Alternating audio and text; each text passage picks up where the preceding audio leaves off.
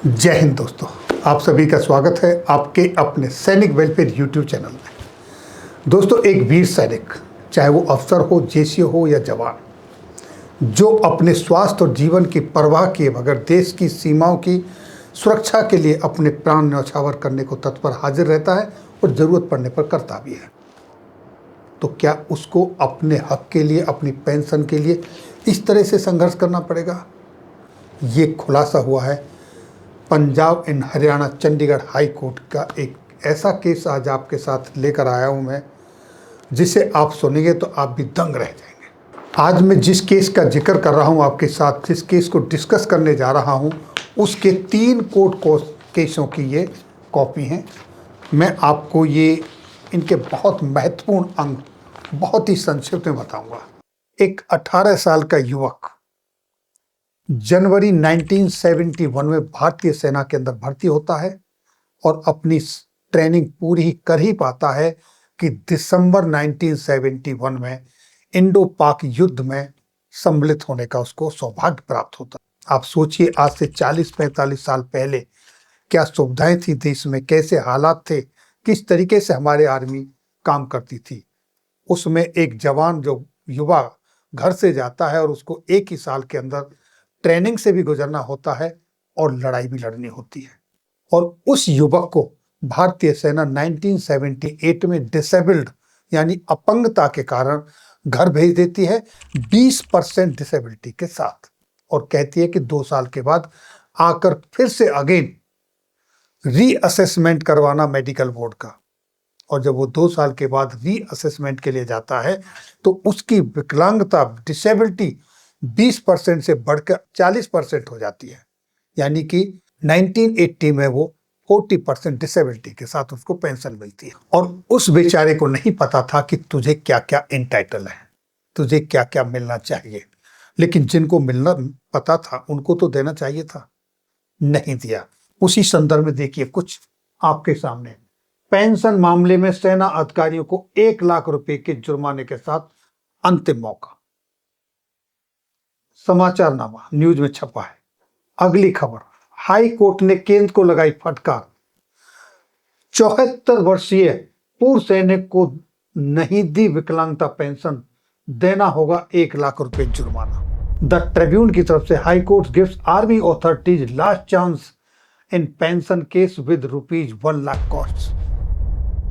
इन अखबारों की जो खबरें हैं, इनको सुन के, पढ़ के आपको समझ आ गया होगा कि मामला कितना गंभीर है कि अधिकारियों पर 1 लाख रुपए का जुर्माना लगा है। अभी तो आपने सिर्फ 1 लाख रुपए का पढ़ा, मैं आपको ये बताने जा रहा हूं इन पेपरों से, कोर्टों के आदेश में, कि 1 लाख का नहीं, 3 बार जुर्माना लगा है। मुझे तत्कालीन प्रधानमंत्री स्वर्गीय श्रद्धेय अटल बिहारी वाजपेयी जी की 4 पंक्तियां याद आती हैं। क्या खूब लिखा है, टूटे हुए सपनों की कौन सुने सिसकी, अंतर की चीर व्यथा पलकों पर ठिठकी, हार नहीं मानूंगा, रार नहीं ठानूंगा, काल के कपाल पे लिखता मिटाता हूं, गीत नया गाता। उस बंदे ने भी एक नया गीत गाया है। हार नहीं मानी और किसी से रार भी नहीं ठानी। अब देखिए कि आखिर मसला सॉल्व कैसे हुआ। 6 दिसंबर 2018 में फैसला आया। पूर्व सैनिक गुरचरण सिंह एएफटी का दरवाजा खटखटाते हैं 1 फरवरी 2016 में, और कोर्ट में डिसेबिलिटी पेंशन के साथ साथ डिसेबिलिटी एलिमेंट की मांग करते। उनको पता चला सोशल मीडिया के माध्यम से, आप लोग जिस तरीके से आजकल खबरें चलती हैं उन सब के माध्यम से, किन्हीं पूर्व सैनिकों से संपर्क में आए तो पता चला कि उनका क्या क्या एंटाइटलमेंट छूटा हुआ है। उन्होंने एएफटी का दरवाजा खटखटाया और एएफटी ने 6 दिसंबर 2018 को फैसला दिया, और अपने फैसले में एएफटी ने उनको डिसेबिलिटी एलिमेंट्स की बात कही कि उनको डिसेबिलिटी एलिमेंट्स मिलना चाहिए था डिसेबिलिटी पेंशन के साथ। अब इसमें उन्होंने ये भी कहा कि उसका जो एरियर बनता है उस पर 8% इंटरेस्ट के साथ वो दिया जाए उनको।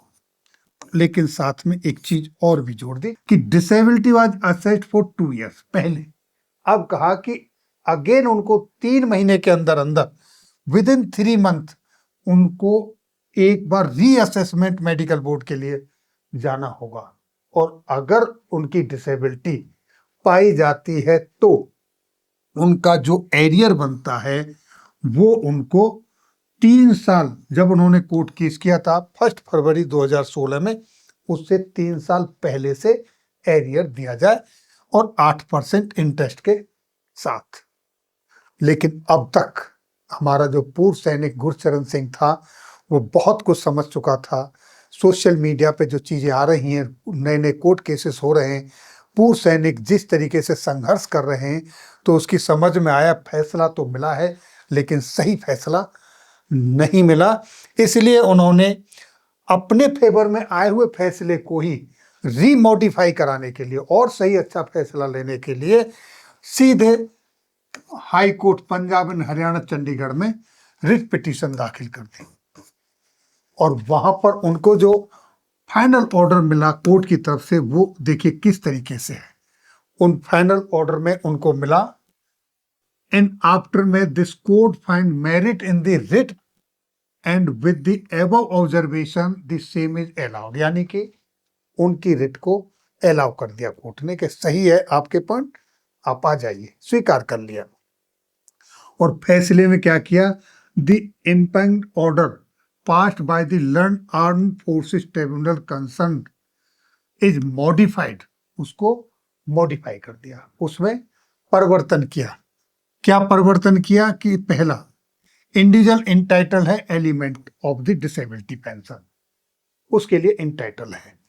दूसरा उन्होंने क्या कहा, period render by him in military service beside the petitioner is also granted the benefit of rounding of his disability pension, यानी डिसेबिलिटी पेंशन का जो उनको 40% मिल रही है वो कोर्ट के पहले आदेश हैं 1 जनवरी 1996 से राउंड ऑफ होके 50% मिलनी चाहिए, ये भी उन्होंने ऑर्डर दे दिया। और बाकी इस तरह का कोई और भी केस है तो उसके लिए भी ये सब लागू कर दिया, और ये ऑर्डर पास हो गया। कब पास हुआ ये ऑर्डर, 8 नवंबर 2024 को, 8 नवंबर 2024 को ये ऑर्डर पास कर दिया, लेकिन गवर्नमेंट की तरफ से इसको इम्प्लीमेंट नहीं किया गया और गवर्नमेंट चुपचाप बैठ जाती है।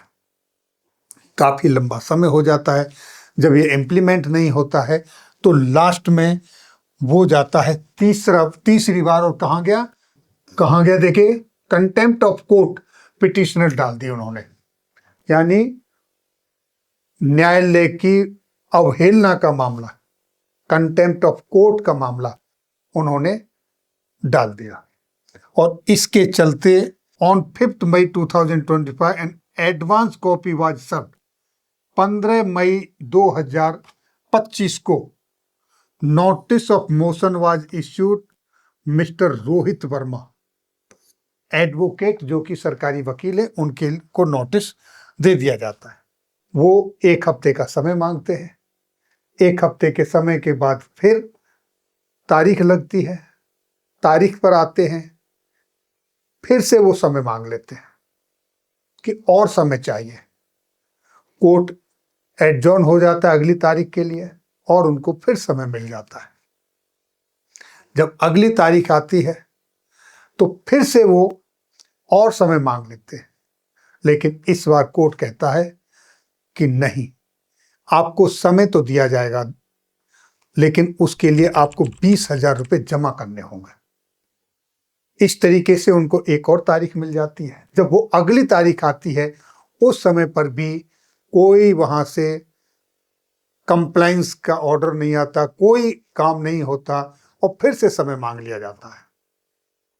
कोर्ट फिर उनको कहता है कि नहीं, अब की बार आपको तारीख तो मिलेगी लेकिन 50,000 रुपये और जमा करने होंगे, और वो पहले जो 20,000 हैं उनसे अतिरिक्त होंगे।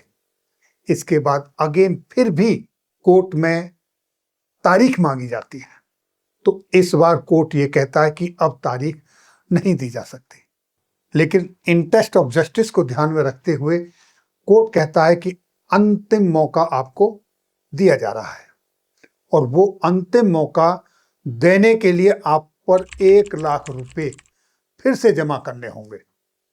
यानी कि 20,000 और 50,000 से अलग 1 लाख और, इस तरीके से कोर्ट की पेनल्टी इम्पोज करता है 1,70,000 रुपये 3 बार में। और अब लास्ट जो उनकी डेट है वो 29 सितंबर 2025 है। यानी कि 1 लाख रुपए का जो जमा होने हैं, अभी तक कोर्ट के पास में सिर्फ 20,000 रुपये जमा हुए हैं।